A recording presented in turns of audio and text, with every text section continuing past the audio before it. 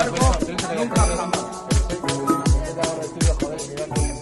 Bienvenidos al Café Latino, un puente cultural entre América Latina y Europa. Estamos aquí con Stéphane Rostin, un arqueólogo de alto nivel mundial, un gran especialista en el Amazonas.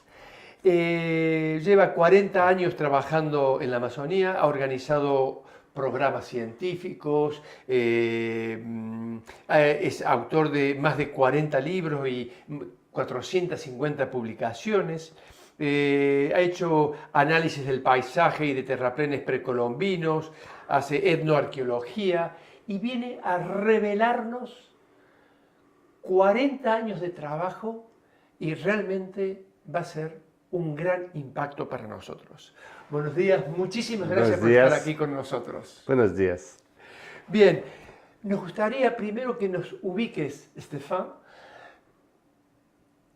¿Cómo llegaste a la Amazonas y con qué ideas, con qué perspectivas?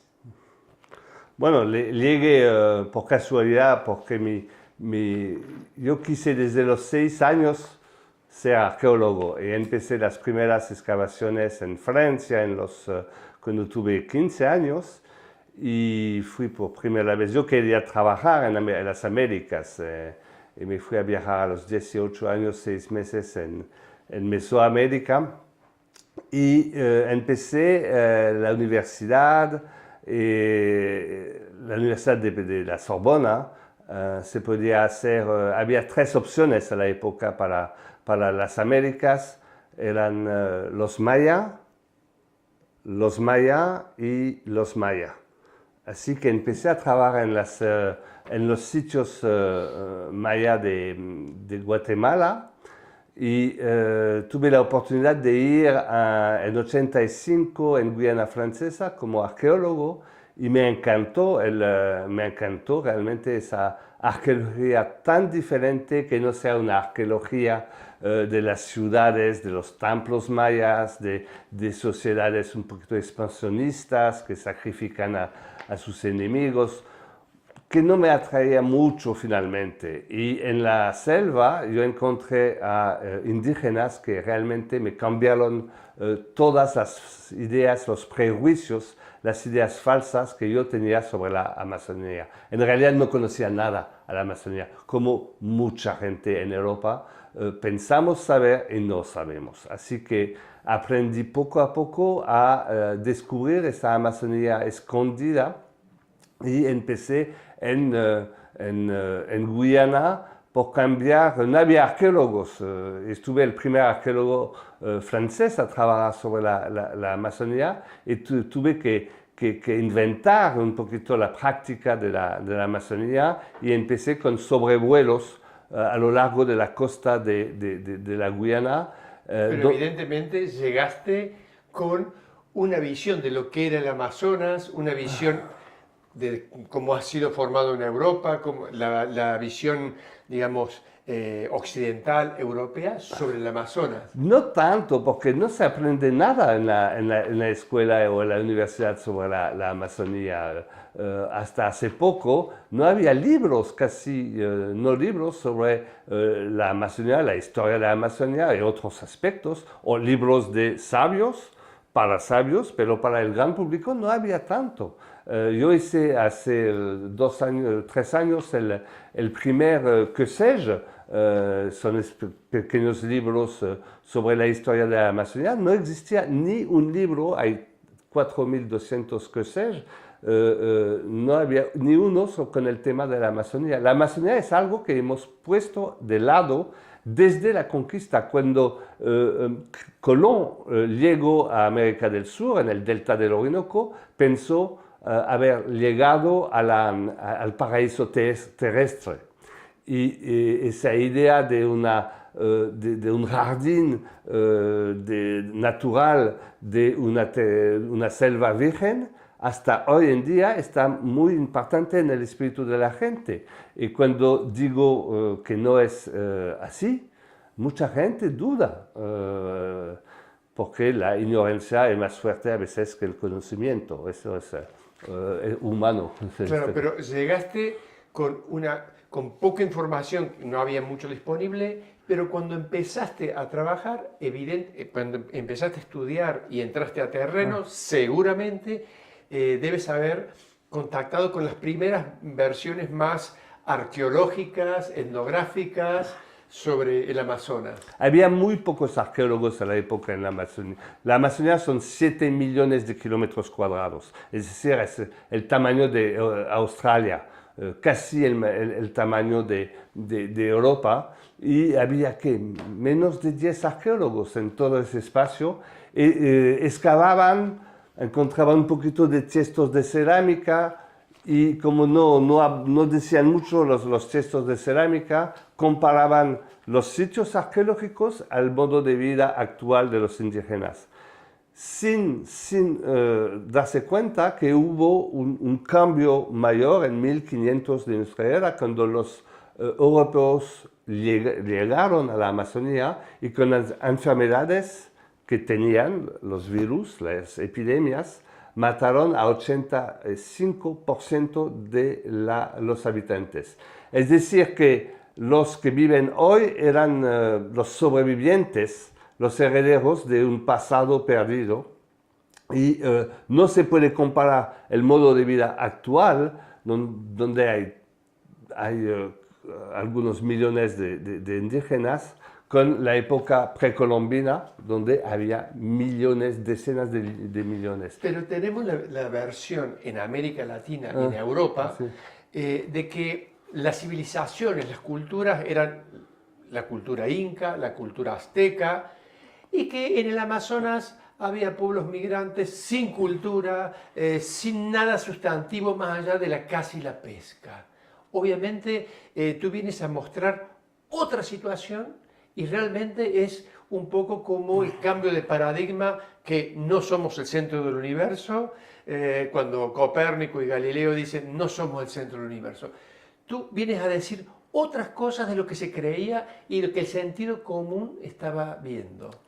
Sí, eso hay una visión política de los primeros europeos que quieren conquistar estas tierras, a pesar que ya están ocupadas por seres humanos, pero justifican que no han cambiado esa selva, que es una selva virgen, y que los habitantes indígenas no han trabajado esa tierra, por eso que no son dueños de esa tierra, pero son solamente presentes, pero no, estas tierras no pertenecen a ellos. Por eso que nosotros podemos correr esas tierras. Lo hicimos en América Latina, lo hicimos también en América del Norte, de confiscar, de robar estas tierras a los indígenas, sin ver las transformaciones que hicieron.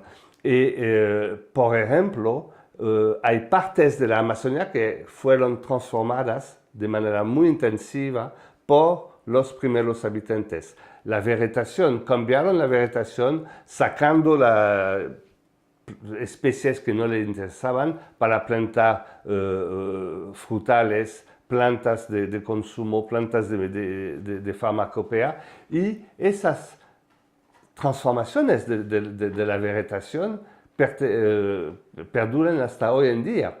Es decir, que hay pedazos de la Amazonía que fueron transformados de manera intensiva por los primeros habitantes.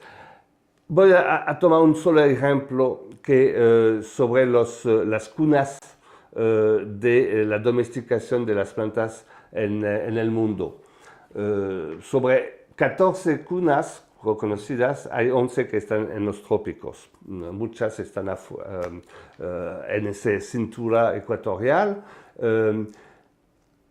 En Mesopotamia, en Europa, domesticaron que 3 o 4 plantas.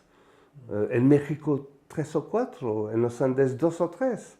En la Amazonía sabemos que han domesticado más de 130 plantas. Y 40% de las plantas hoy en día consumidas en todas las Américas fueron inicialmente domesticadas en la Amazonía. Tenemos una visión arrogante de la Amazonía y de las poblaciones de la Amazonía. En realidad han inventado muchas cosas. La primera cerámica de las Américas, la primera de hace 7.000 años, en la ¿No Amazonía. es de No. los Andes No, o de los aztecas? no, eso es. Aztecas Mira. y Andes no existen. ¿Por qué tenemos esta fascinación por los aztecas, mayas, incas, mochicas? Porque hicieron edificios de piedra, edificios rituales que se parecen un poquito a lo que conocemos en Europa con las iglesias y edificios religiosos. Y por eso, como es más comparable a nuestra civilización, hemos decidido que los mayas y los incas son los civilizados, los otros son los salvajes. Pero es con lo- La realidad es totalmente diferente. Pero es con lo que hemos crecido nosotros, la idea que grandes civilizaciones como la egipcia, la griega, la china, de grandes templos y monumentos, con, con documentos escritos, con objetos que muestran en los rituales funerarios. Entonces uno piensa de que en el Amazonas a lo mejor llegaron algunos vikingos, dicen algunos, pero que no había culturas, que no había nada significativo. ¿Es así? ¿O estoy No. entendiendo todo lo contrario? No, no, es todo lo contrario. En realidad había sociedades muy avanzadas, como he dicho, habían transformado la cobertura vegetal, habían transformado hasta el subsuelo en algunas partes con esa terrapleta, esa tierra negra que fabricaron viviendo mucho tiempo en el mismo lugar, botando el carbón y otros desechos humanos, cambió la naturaleza de la tierra y sobre todo fueron arquitectos excepcionales, construyeron no con piedra, porque no hay mucha piedra, pero construyeron estructuras, montículos, en muchos lugares de la selva, montículos para vivir, para hacer ceremonias rituales o con fines funerarias. En realidad tuvieron urbanismo, tuvieron ciudades, pero ciudades de tierra y madera, que no son como las de los incas que fueron de piedra. Por eso que hay pocos restos. Hay los restos de pie, es lo que encontré. He trabajado 30 años en el Valle del Lupano, empecé en 95, en el Valle del Lupano en Ecuador, donde hay miles. Hemos definido sobre 600 kilómetros cuadrados, casi 7.000 montículos artificiales de tierra organizados como en el mundo maya por 4 alrededor de un patio a lo largo de calles y avenidas que pueden alcanzar 15 metros de ancho y 5 metros de profundidad y que corren sobre kilómetros y que siguen en una red de rutas conectando diferentes ciudades. Es impactante. Y todas estas carreteras son perfectamente rectas sobre decenas de kilómetros. Pero estás haciendo, Estefan, haciendo un atentado al sentido común. Uno piensa en el Amazonas, como cuando era niño, la naturaleza y una serie de tribus dando vueltas por ahí. Y tú vienes a decir, no, es un espacio donde la mano del hombre está conjugada, está inserta en el mismo paisaje. Hay intervención humana, no es gente que, no son nómades que no hacen nada, sino hay apropiación, transformación. Es un poco eso. Pero se adaptaron perfectamente a la selva. Y en la selva no se puede vivir como vivimos en las llanuras o en la montaña. Las condiciones son diferentes. En realidad, sus modos de vida, porque al mismo tiempo había nómadas, había pescadores, no solamente hay ciudadanos de las ciudades, hay todo tipo de sociedades que conviven juntas en la selva. En el Valle del Lupano es realmente excepcional porque hay toda una red regional de carreteras ortogonal y todo con todas las calles y las rutas son perfectamente orientadas. Ahí hay planificación, Total, hay organización, no hay de la ciudad jerarquías, solamente, pero de toda la de región. toda la sociedad. Sí. Porque cuando estamos hablando de una construcción, estamos hablando que hay tareas, hay especialización, hay una visión, puede haber ritos funerarios, una idea de la vida y del más allá de la vida. O sea, eso ya implica toda una cosmovisión mucho más compleja, pero que si no disponemos los documentos, como decir este libro, te debes haber encontrado con situaciones novedosas realmente, descubriendo un nuevo mundo. Es un nuevo mundo, no soy solo porque trabajamos generalmente en equipo y en Brasil, por ejemplo, hay mucha gente que trabaja muy bien la arqueología, hay arqueólogos de alto nivel en la Amazonía de Brasil. Hay que acordarse que la Amazonía son 9 países, así que cada país tiene sus especificidades de investigación, de investigador y los países no toman en cuenta de la misma manera la Amazonía. Hay países que no les importan su parte amazónica y hay otros que se dedican más. La cosa es que desde que empecé hace 40 años, a mí me decían, mi profesor de la Sorbona me dijo, deja la Amazonía, no le interesa a nadie y nunca vas a encontrar un trabajo. Pero yo, como soy de Bretaña, siempre escucho los avisos, los consejos, pero como soy de Bretaña nunca sigo los consejos. Y fui el único en mi universidad a seguir en una tierra sin futuro. Sin futuro no sé, pero con pasado sí. Y ese pasado no estaba revelado antes. Y ahora sabemos que la realidad antigua, la historia de la Amazonía es mucho más variada, diversa, que es como se habla mucho de la mega biodiversidad amazónica, 16.000 especies de árboles, ¿no? En Francia, por comparación, tenemos 200. ¡Guau! ¡Qué diferencia! Y por kilómetro cuadrado o por una hectárea, digamos, la diversidad debe ser explosiva la cantidad que hay.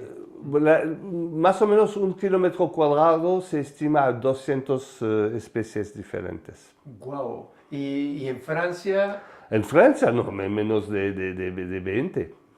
¡Wow! Hay un 0 de diferencia. Sí, a veces 2. A veces. Wow. No, estamos en un otro mundo fascinante que hemos considerado hasta hace poco con mucha arrogancia sin respetar realmente lo que pasa. Hay un cambio desde unos 40 años que los arqueólogos han cambiado la visión de esa Amazonía antigua, han cambiado también las metodologías que son mucho más avanzadas con otras disciplinas científicas y sobre todo desde poco tiempo, 5 a 10 años, los indígenas mismos entendieron que la única manera de participar a la escritura de esa historia es de seguir la universidad. Y en Brasil, especialmente, hay más y más jóvenes estudiantes indígenas que siguen, que hacen antropología, filosofía, literatura, pero también arqueología. Y esta nueva generación está cambiando no solamente los resultados de la investigación, pero también la manera de pensar el pasado. A mí, yo he cambiado bastante escuchando lo que decían los indígenas y tienen una visión diferente. Un ejemplo, un joven estudiante estaba en la selva con arqueólogos occidentales. Y nosotros arqueólogos somos un poquito especiales, miramos siempre el suelo para buscar a los pedazos de cerámica. Y él miraba arriba. Y dijo, ¿por qué miran al suelo? Si solamente hay desechos sobre el suelo. Si quieren ver el pasado de la selva, hay que mirar arriba, donde van a ver las especies de árboles y de plantas, los que vienen de la acción humana y las plantas naturales. Y así se puede entender lo que pasó en este espacio. Así, mi sueño es de ver que estos saberes, ese era el tema de un libro que hice hace 2 años, que escribí con un indígena y un antropólogo, se llama La Flèche y la Bêche, para mezclar o casar la visión indígena y la visión occidental para tener una mejor historia. Hay una cosa horrible, a mí me interesé bastante a los manuales escolares de América Latina de todos los países. Y casi todos empiezan en 1500, antes no hay historia, ¿no? Diluvio tal vez, no sé, pero no hay nada. Y en los Andes, por ejemplo, empieza con los combates entre los incas que rechazan la civilización occidental y los europeos que combaten. Los europeos ganan la guerra y después en todo el manual escolar no aparece más el nombre de los indígenas, el nombre de los incas, desaparecen de la historia. Pero no están muertos, todavía están aquí, todavía actúan. Y se invisibilizan, rechazados de la historia oficial. Es una mentira, es como dicen los brasileños, una historia mal contada, porque es incompleta, es una historia colonialista. Hay toda una corriente en América Latina de pensar los impactos de cuando se cruzan 2 mundos y se crea un tercer mundo, o sea, sí, digamos, otro mundo entre el mundo que ya existía, el mundo que llega de los europeos, y en ese intersticio se genera una mezcla de las 2 visiones como algo distinto, que no es Europa, ya no es el viejo continente previo a la conquista colonial, pero hay una fuerza que es hegemónica, es Europa, y que todavía impacta en la visión de la ciencia, de los arqueólogos, de los antropólogos, y que tú has ido lentamente deshaciendo. Sí, fue un trabajo de años. Al inicio sí me interesó mucho. Mis primeros amigos en Guyana Francesa fueron indígenas, Kalina. Uno desapareció hace 2 años. Era jurista defendiendo los derechos indígenas. Se llamaba Alexis Chuca.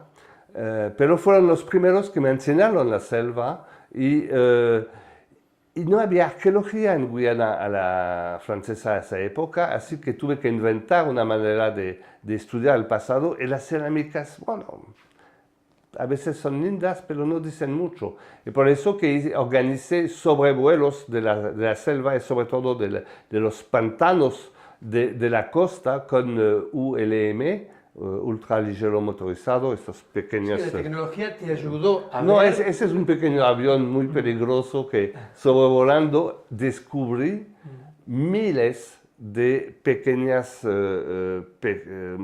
montículos que eran en realidad organizados en damero, en los pantanos, que eran pequeños campos elevados para cultivar arriba del nivel de inundación. Y sobre hectáreas hubo miles de estos. Al inicio la gente no quería aceptar que eran indígenas. ¿Cómo los indígenas van a hacer cosas así? No es posible. Con pruebas, fechas, hemos definido las plantas que estaban cultivadas, pude comprobar que eran estructuras arqueológicas de los antepasados. Esto fue un golpe a la visión de lo que era el Amazonas. Sí, para mí también un golpe, y 40 años después de este inicio, después de haber huido las ciudades mayas, la civilización maya, descubro la Alta Amazonía, en el Valle del Lupano, estas ciudades los montículos estaban conocidos, pero no la extensión de estas estructuras, y descubro esas ciudades precolombinas de tierra. Así que huyendo la arqueología de la ciudad, encontré otra ciudad, se llama El Karma. Creo que estamos frente a un arqueólogo que viene a transformar, por eso es uno de los referentes mundiales, de los mayores referentes mundiales del Amazonas, junto también con un antropólogo que seguramente lo conoces, Philippe Descola, estuvo también en la zona amazónica. Es coautor del artículo que hemos publicado en 2024 en Science. Exactamente, y que él viene a decir que la distinción naturaleza y cultura como cosas separadas, tú nos estás hablando que hay culturas, que hay civilizaciones, que hay grupos humanos que se han integrado a convivir, transformando el ambiente, pero viviendo de un modo muy distinto al nuestro. ¿Qué tiene para enseñarnos esta cultura a nosotros occidentales, latinoamericanos y europeos? ¿Qué podemos aprender de ellos? Que me parece que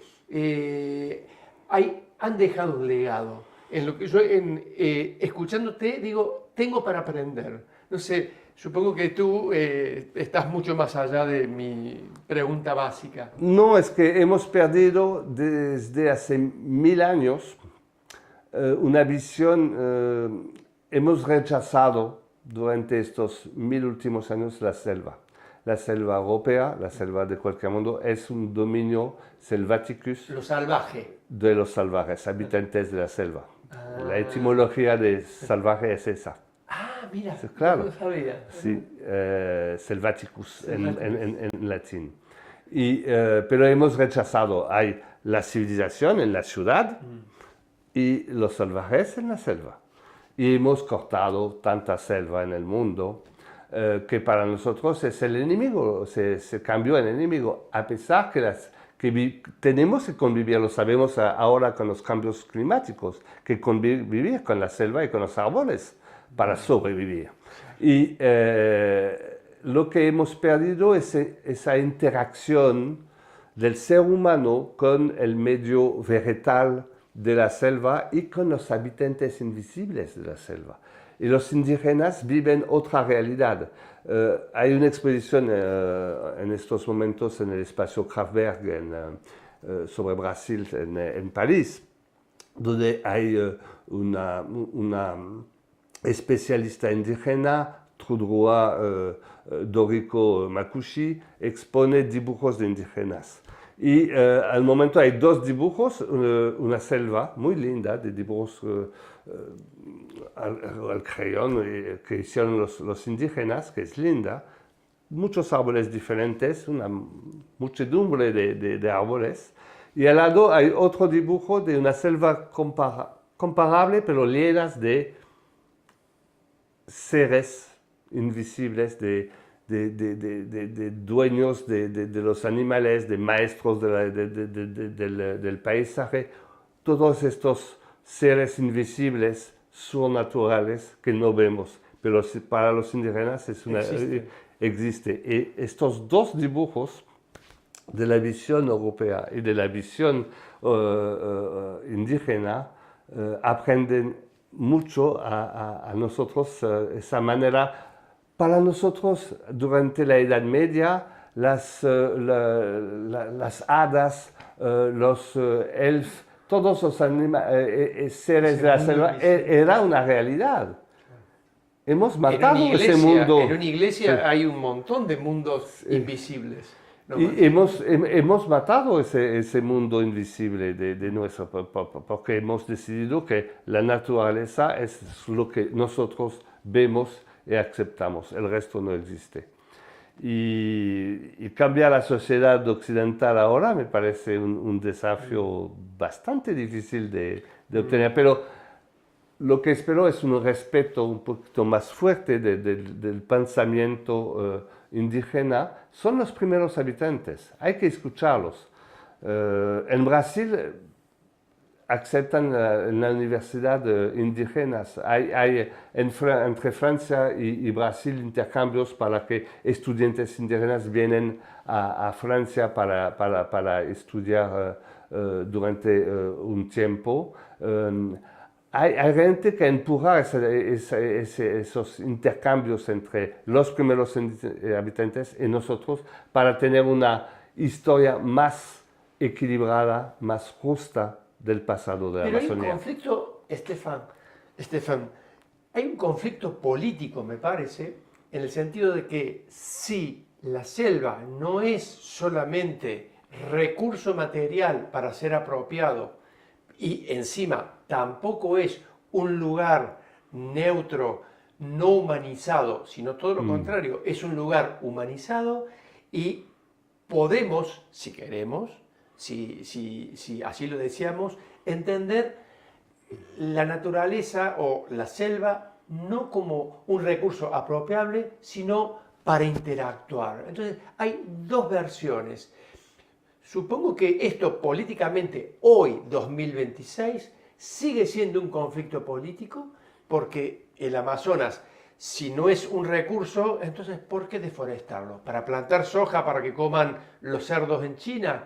Entonces me parece que esto no es solamente una cuestión antropológica, hay algo netamente político y geopolítico. ¿Me equivoco? Es exactamente eso. Hay dos palabras. La palabra occidental es destrucción, extractivismo, y la palabra autóctona es resiliencia. Lo que cortan, dejan que vuelve la selva en otra forma, pero que vuelve. Y nosotros no hemos aprendido. Pero todo viene de un complejo de superioridad de los políticos, de los occidentales, frente a esa selva. Hay un ejemplo muy significativo. Yo hice un libro con una colega boliviana en 2017 y una versión francesa que salió de ese libro con unos 20 autores hace un año, que se llama La arqueología de la Amazonía.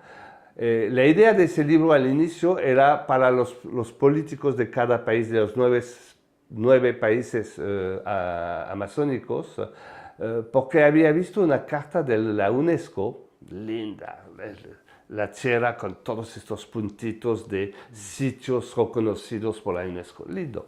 Bueno, al centro del mapa había un vacío de 7 millones de kilómetros cuadrados, sin ni un solo sitio arqueológico indicado como reconocido por la UNESCO. Por supuesto era la Amazonía, no había en 2017 ni un sitio. 2017. Ni un sitio, hay miles de sitios reconocidos, no había ni uno en la Amazonía. Había dos en realidad, pero dos coloniales. Claro. San Luis a Brasil y Paramaribo, el fuerte de Paramaribo en Surinam, pero la estructura colonial. Y por eso hice este libro para decir, pero hay otras cosas, hay sitios de tierra bastante lindos en la Amazonía que podrían ser inscritos en la lista de la UNESCO. Y salió en 2017 y en 2018 salió el primer sitio inscrito por la UNESCO, un sitio del sitio de Chiribiquete de pinturas paleolíticas en la selva amazónica de Colombia. Así que es una voluntad, una no voluntad política de no reconocer que la selva no es solamente un frasco de mermelada que podemos comer hasta el final. No, hay otras cosas. O sea que la idea, esto nos plantea la idea de la creatividad, de la regeneración, de apostar por la vida, cambiar nuestro concepto mismo de la vida en términos políticos, pero espirituales, en términos filosóficos y científicos. Esto me parece que tiene consecuencias, porque me parece que es uno de los últimos mitos eurocéntricos, Sí. en el sentido de que, no señores, la Amazonía es un espacio de interacción humana y toda la biodiversidad que debemos preservar, y como seres conscientes debemos ser agentes del cuidado de la vida, no de la destrucción. Es como una primera conclusión que llego. La cosa es que hay una cosa que no hacemos, que empezamos justo a hacer, hay que escuchar los primeros habitantes de la Amazonía. Yo me acuerdo en 2015, creo, hubo la COP21 en París y organicé un simposio, pero con invitados que no había escogido, que eran muy buenos, hasta que me di cuenta, vamos a hablar de los trópicos, que sea en África, en Pacífico o en América, y son unos 20 presentadores que son todos hombres blancos, mayores, muy competentes, pero no hay ni un solo indígena.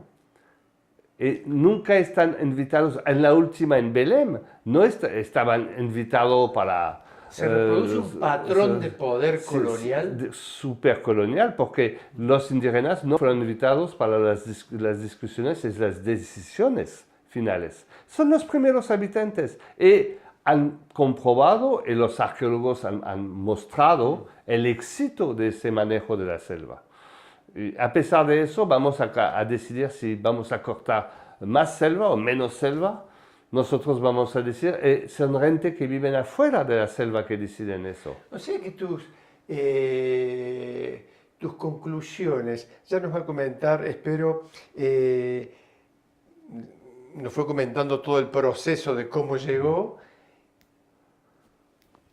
¿Y cuál es la visión actual, por un lado? Y por otro lado, ha sido un proceso que te ha transformado. No has conocido algo externo tuyo, sino que también has modificado algo interno tuyo en este proceso de conocer esta red viviente. Y te ha impactado, yo lo veo en ti. Lo fascinante de la investigación científica es que es un aprendizaje permanente.